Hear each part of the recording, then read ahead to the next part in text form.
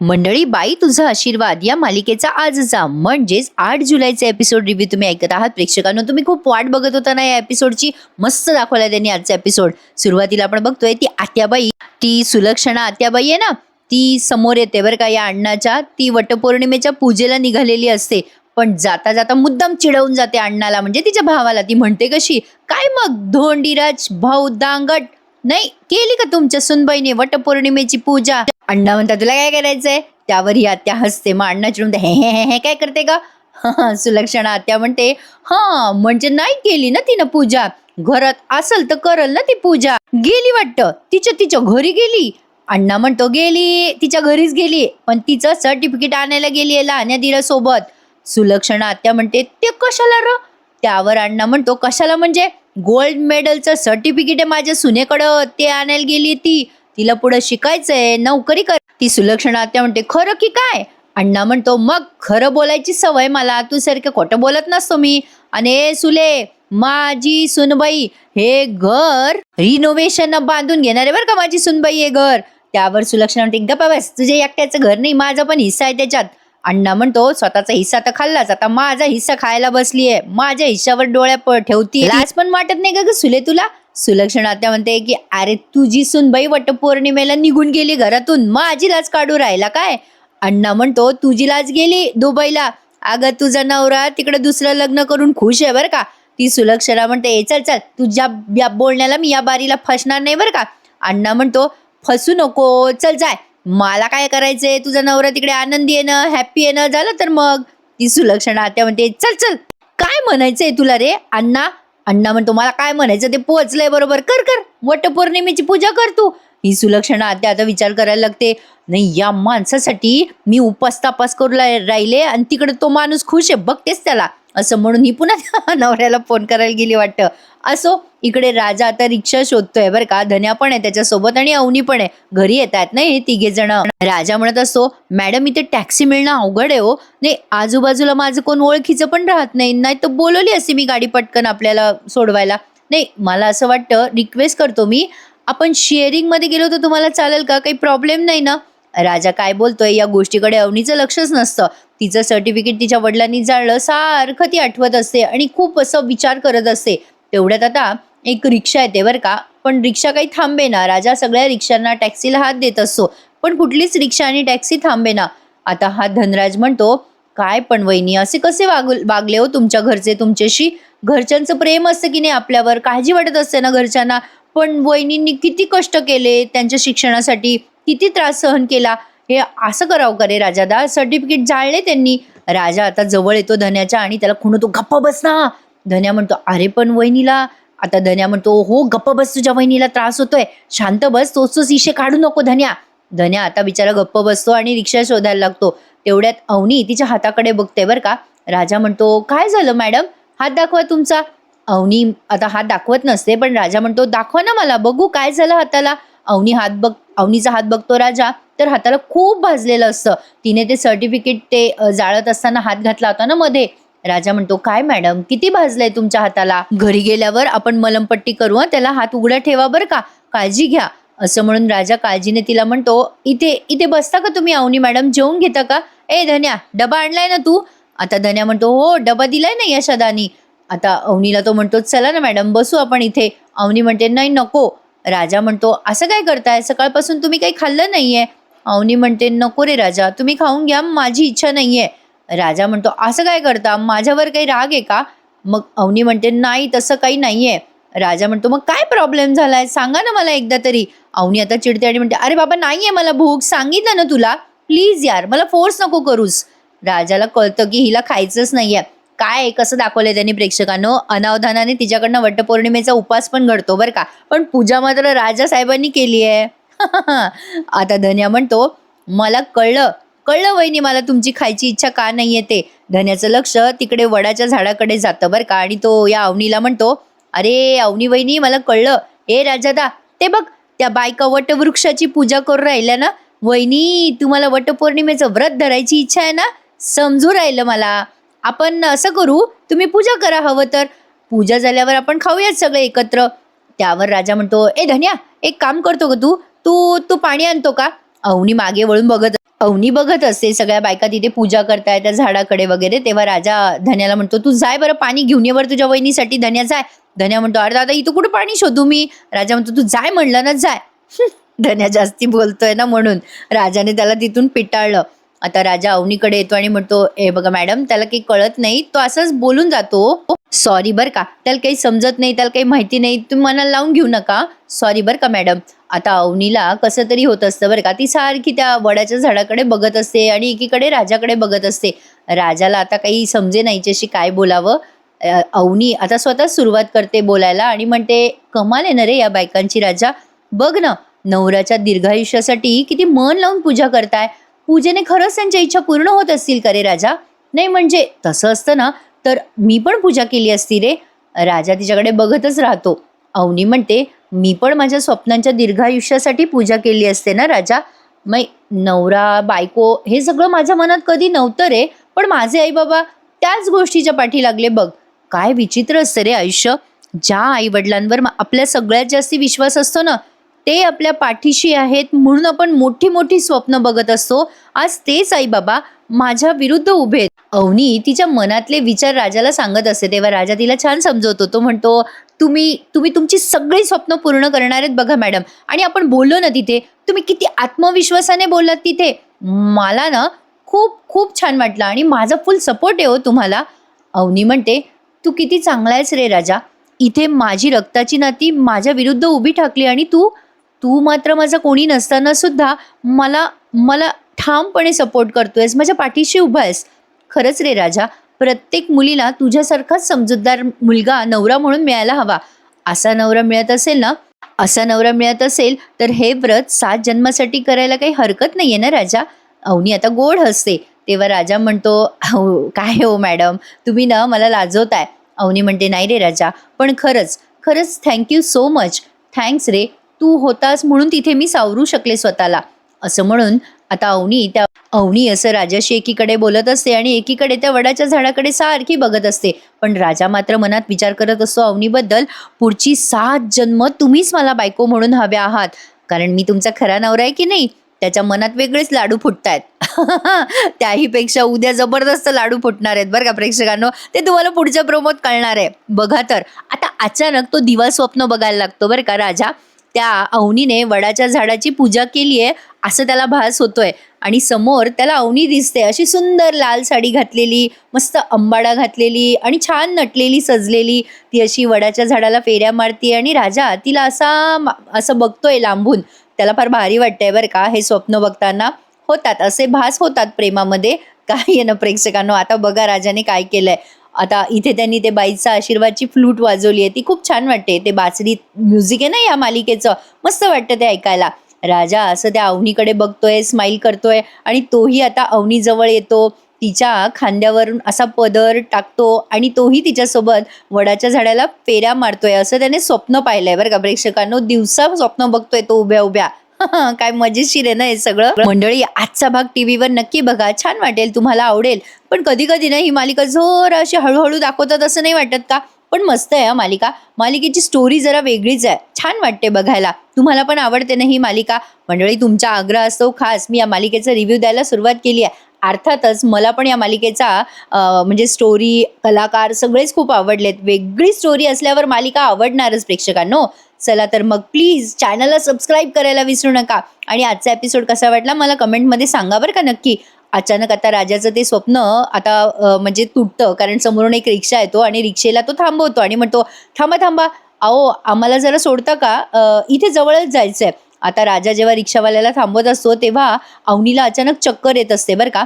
राजा म्हणत असतो, "मॅडम तुम्ही बसून घ्या, धन्याला बघतो मी कुठे गेला काय की." राजा सांगत असतो रिक्षावाल्याला, 3 सीट आहेत आमचे वगैरे वगैरे. पण अचानक अवनीला जोरात चक्कर येते. राजाच्या लक्षात येतं अवनीला काहीतरी त्रास होतोय. राजा रिक्षावाल्याला म्हणतो, "जा जा तुम्ही दादा जा." आणि अवनीचा हात धरून तिला आता त्या मंदिरात आणतो आणि म्हणतो, "तुम्ही बसा बरं इथे मॅडम, काहीतरी त्रास होतोय तुम्हाला, बसा बरं." राजाला आता अवनीला पाणी द्यायचंय बरं का. आता तो अवनीला म्हणत असतो, "तुम्ही इथे डोकं टेकून पडा बरं." अवनीचे डोळे लागले, तिने सकाळचं काही खाल्लं नाही, त्यातनं स्ट्रेस आणि टेन्शनमुळे कदाचित तिला चक्कर आली असावी. राजा तिला म्हणत असतो, "तुम्ही बसा, मी पाणी आणतो तुमच्यासाठी."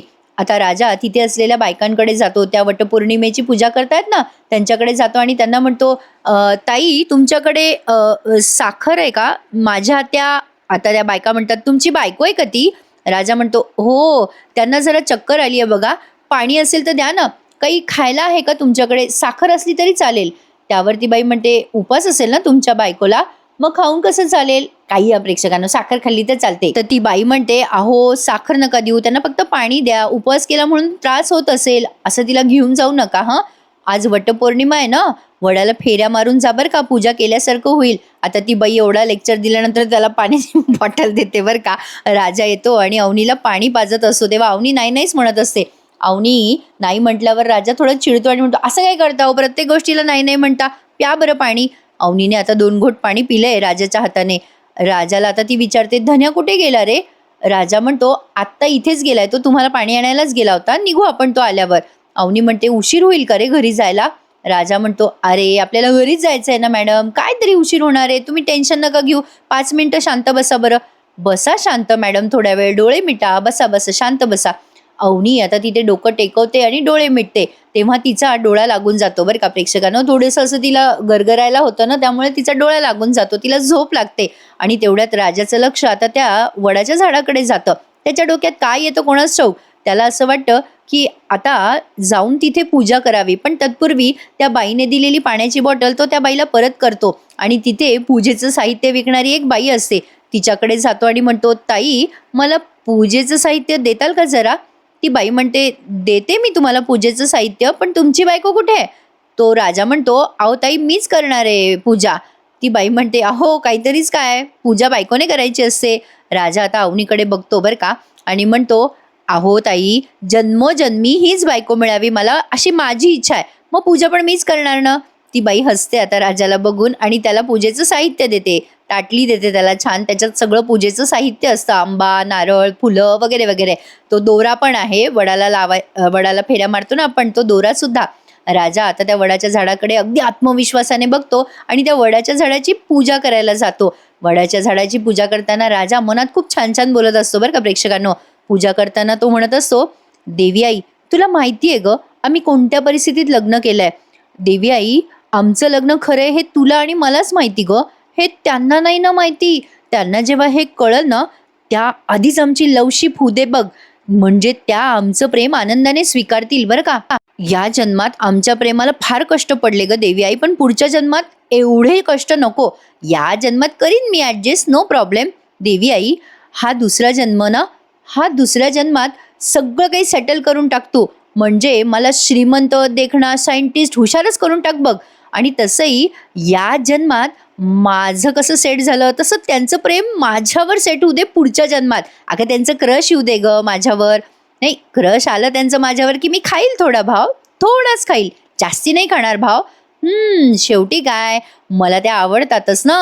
असं तो मनातल्या मनात बोलतोय आणि त्या वडाच्या झाडाला पूजा करून फेऱ्या मारतोय आणि पुन्हा म्हणतो कसा मनात. तेवढ्यात धन्याने पाहिलंय बरं का राजाला, पण राजाच्या मनात मात्र वेगवेगळी फुलपाखरं उडायला लागली आहेत. धन्या त्याला बघतो आणि आश्चर्यचकित होतो, त्याला फार मजा वाटते राजा अवनीसाठी पूजा करतोय ते बघून. आता धन्या त्याची व्हिडिओ शूटिंग काढतो बरं का. आता ही शूटिंग कुठे कुठे पोहोचते ते बघा बरं का मंडळी. राजा मनात विचार करत असतो त्याच वेळेला, "देवी आई, पुढच्या जन्मी ना आमचं अरेंज मॅरेज होऊ दे, लव्ह मॅरेजची झिकझिक नको ग. डायरेक्ट त्या माझ्या प्रेमात आणि मी त्यांच्या प्रेमात पडायला पाहिजे, सगळं कसं ओके मध्ये फाईन व्हायला पाहिजे बघ देवी आई." तो मनातल्या मनात बऱ्याच इच्छा बोलून दाखवतोय प्रेक्षकांनो. तेव्हा धन्या त्याची शूटिंग काढतोय. राजा त्याला खुणवतो बरं का, की "तुझ्या वहिनीला उठवू नकोस, म्हणजे अवनीला उठवू नकोस." आता राजाचं लक्ष जातं धन्याकडे. मग धन्या त्याची शूटिंग काढतोय बरं का. राजाला ते आवडत नसतं, पण तरी तो आपला काही बोलत नाही, त्याला वाटतं जाऊ द्या, कशाला रागवावं भावाला. मग तो मनात म्हणत असतो, "देवी आई, अवनी मॅडमच्या स्वप्नासाठी करतोय ग मी सगळं, मी हे त्यांना कसं पटवून देऊ, काय करू ग देवी आई आता." असं म्हणून त्याने त्याचे ते 7 फेरे पूर्ण केलेत. धन्याला फार हसू येतंय बाई हे सगळं बघताना. राजा म्हणत असतो, "देवी आई, मी खोटं बोललोय मला माहिती आहे, पण माझा हेतू निर्मळ प्रामाणिक आहे ग. मी हे माझ्यासाठी नाही केलं, हे मी माझ्या अवनी मॅडमसाठी आणि माझ्या घरच्यांसाठी केलंय. त्यांना कोणाची दृष्ट नको लागू देऊ ग देवी आई." अशी प्रार्थना करून राजाने मनोभावे देवाला नमस्कार केलाय वडाच्या तिथे. आणि मग इकडे अण्णाचा सीन दाखवलाय. अण्णा म्हणत असतो यशोदाला, काय झालं रे, फोन नाही उचलू राहिला का धन्या? राजा पण फोन नाही उचलू राहिला का? काही झालं असेल का यशा? मला ना चांगले फिलिंग नाही येऊ लागले यशा, काहीतरी डेंजर झालेलं दिसतंय. चल चल आपण पण जाऊ तिकडे. यशोदा म्हणत असतो, नाही थांबा अण्णा, आपण जरा वेळ वाट बघू मग जाऊ. मग अण्णा यशोदाला म्हणत असतो, काय रे यशा, तू जायला पाहिजे होतं रे त्या दोघांच्या सोबत. एक तर तो धन्या लहान आहे, त्याला काही कळत नाही, आणि पाण्या सर्किट आहे डोक्यानं. तू समजदार आहेस, तू जबाबदार आहेस, तू त्या दोघांच्या सोबत जायला हवं होतं यशा. आता यशाला पण जरा टेन्शन आलंय बरं का, की खरंच आपण जायला हवं होतं का त्या दोघांसोबत. आणि मग अण्णा म्हणतात, आपली धांगटाची सून सेफ राहिली पाहिजे बरं का यशा. यांची लँग्वेज जरा वेगळीच आहे बरं का प्रेक्षकांनो. असो, पण इकडे आता धन्या चिडवायला लागतो राजाला म्हणत असं, राजादा, वहिनीसाठी पूजा केली वडाबिडाची. आय आय दादा, सांगू का वहिनीला? थांब सांगून येतो. धन्या म्हणतो, अरे थांब जरा, काही सांगू नको तुझ्या वहिनीला. आता धन्या म्हणतो, सांगू दे ना वहिनीला, काय होतं? राजा आता प्रेमाने समजवतो, अरे नको नको सांगू त्यांना, त्यांचा दिवस वाया गेला रे. असं नव्हतं करायला पाहिजे होतं ना त्याच्या घरच्यांनी. त्यांचे आई वडील कसे वाईट वागले बघ ना. असं नव्हतं करायला पाहिजे ना त्याच्या आई वडिलांनी. आणि त्यातनं सर्टिफिकेटचं टेन्शन आहे रे अवनी मॅडमला. आणि त्यातनं त्यांना जर असं वाटलं की त्यांनी वटपौर्णिमेची पूजा माझ्यासाठी नाही केली तर त्यांना वाईट वाटेल ना रे धन्या. त्यामुळे नको सांगू रे बाबा, खबरदार नको सांगू, त्यांना वाईट नको वाटायला. धन्या म्हणतो, बरं बाबा नाही सांगणार. मग राजा म्हणतो, प्रॉमिस कर तू काही सांगणार नाही ना वहिनील तुझ्या. धन्या म्हणतो, नाही सांगणार बाबा, प्रॉमिस. आणि मग धन्या अवनीकडे येतो बरं का. आणि आता हे दोघे अवनीला उठवायचा प्रयत्न करतात. आता शेवटचे सीन तुम्ही बघत आहात. अवनी जवळ येतो राजा आणि अवनीला म्हणतो, मॅडम बरं वाटतंय का आता, थोडासा डोळा लावला तुम्ही तर? धन्या म्हणतो, वहिनी पाणी आणलंय, पाणी पितेस का? मग अवनी पाण्याची बॉटल घेते आणि पाणी पिते. धन्या म्हणतो, वहिनी लय डेंजरस झोपता बरं का तुम्ही, मला असं वाटलं की तुम्ही डायरेक्ट आता. अवनी म्हणते, ए बाबा म्हणजे? राजा म्हणतो, अरे धन्या काय बोलतो? धन्या म्हणतो, नाही असं कसं होईल, राजादाने एवढी पूजा केली ना. आता अवनी म्हणते, पूजा केली? राजा म्हणतो, अरे नाही नाही, हा काही पण बोलतो धन्या, पूजा बिजा नाही केली, मंदिरात मी फक्त जाऊन हात जोडले, तुम्हाला बरं वाटावं म्हणून प्रार्थना केली, एवढंच, पूजा बिजा नाही केली मी. धन्याला तो खुणवत असतो, ए बाबा गप्प बस ना. मग धन्या म्हणतो, हा हा तसंच म्हणत होतो मी वहिनी. बरं यशोदाचा फोन येत होता मला मगाशी, मी यशोदाशी बोलून येतो हा. आता धन्या बाजूला जातो आणि यशोदाला फोन करतो बरं का. राजा तोपर्यंत अवनीला पाणी बिणी देत असतो. आता यशाला फोन येतो धन्याचा. मग इकडनं अण्णा म्हणत असं, अरे उचल उचल, धन्याचाच फोन आहे वाटतं, उचल यशा. यशोदा म्हणतो, हां बोल रे धन्या. अरे अवनी. आता इकडनं धन्या म्हणतो, अरे यशोदा, अवनी वहिनी बरे, आम्ही सगळे सेफ आहे. यशोदा म्हणतो, अरे येड्या, फोन काऊन उचलून नाही राहिले तुम्ही? आमच्या डोक्यात काय काय येऊन राहिले इकडे, किती विचार आले, अण्णांना केवढं टेन्शन घेतलं माहिती आहे का तुला धन्या? धन्या म्हणतो, अरे यशोदा काय झालं, आम्ही गडबडीत होतो, आम्ही ना निघतच होतो, पण ते अवनी वहिनीला चक्कर आली. आता यशा अजून घाबरतो आणि म्हणतो, काय त्यांना चक्कर आली? अरे अशी कशी चक्कर आली? अरे काय तुम्ही डॉक्टरकडे नेलं का त्यांना? कुठे कुठे तुम्ही सध्या, आता कशा आहेत त्या? त्यांच्या घरात काही झालं का रे बाबा? धन्या काय झालं? अरे दादा ते ओके आहेत वहिनी, आता काही नाही झालं वहिनीला. मग आता यशोदा इकडनं अण्णाला असं खुणवतो की ओके आहेत त्या. आणि मग विचारतो धन्याला, काय रे बाबा त्यांचे त्या सर्टिफिकेटचं काय झालं? त्या घरच्यांनी दिले का ते सर्टिफिकेट, काय जे त्यांना हवं होतं ते? धन्या म्हणतो, दादा त्या सर्टिफिकेटचाच जरा प्रॉब्लेम झाला रे. जेव्हा धन्या असं सांगतो तेव्हा इकडनं यशाला टेन्शन येतं. तो विचारतो काय प्रॉब्लेम झाला. आणि इकडे राजाचा सीन दाखवलाय आपल्याला. राजा अवनीला पुन्हा विचारत असतो, बरं वाटतंय ना तुम्हाला? अजून थोड्या वेळ बसायचंय का इथे मॅडम? अवनी म्हणते, नको रे राजा, निघूयात आता आपण, खूप उशीर झाला ऑलरेडी. आणि इथेच त्यांनी आजचा हा एपिसोड संपवला बरं का. आता उद्याचं प्रोमो पाहून तुम्हाला फारच मजा वाटणार आहे बरं का. कारण काय झालंय, आता फायनली यांना एक व्हॅन मिळाली आहे. पण ती डुगडुगी असते ना, खूप जण बसलेले असतात डुगडुगीमध्ये. सीटर रिक्षा असते ना प्रेक्षकांनो, मला तर खूप दिवस झाले बरं का त्या सीटर रिक्षामध्ये बसायला. असो, पण आता राजा, अवनी आणि धन्या तिघे जण त्या रिक्षात बसलेत आणि बरेच जण भरलेले असतात त्या रिक्षात. तेव्हा एक बाई म्हणत असते, ए बाई तिकडे सरक ना. ती अवनीला सरकवत असते, तेव्हा जागाच नसते बरं का. शेवटी ती बाई तिला म्हणते अवनीला, ए बाई तुझा नवराच आहे ना, बस की मग नवऱ्याच्या मांडीवर. आणि अगो बाई ती खरंच बसली हो त्याच्या मांडीवर. आता त्याला कसं तरी होत असतं राजाला, पण आता हिला बसल्या बसल्या तिथे पण झोप लागली बरं का प्रेक्षकांनो. बघूयात आता उद्या कळेलच तुम्हाला नेमकी काय काय गंमत जम्मत घडली आहे ते. आवडला ना तुम्हाला आजचा हा एपिसोड रिव्ह्यू? अरे मग बघताय कसली वाट, लाईक करायला विसरू नका मंडळी आणि चॅनलला सबस्क्राईब करा आठवणीने. बाई तुझा आशीर्वाद या मालिकेच्या रोज रिव्ह्यू ऐकण्यासाठी नक्की आठवणीने आपल्या चॅनलला सबस्क्राईब करा प्रेक्षकांनो.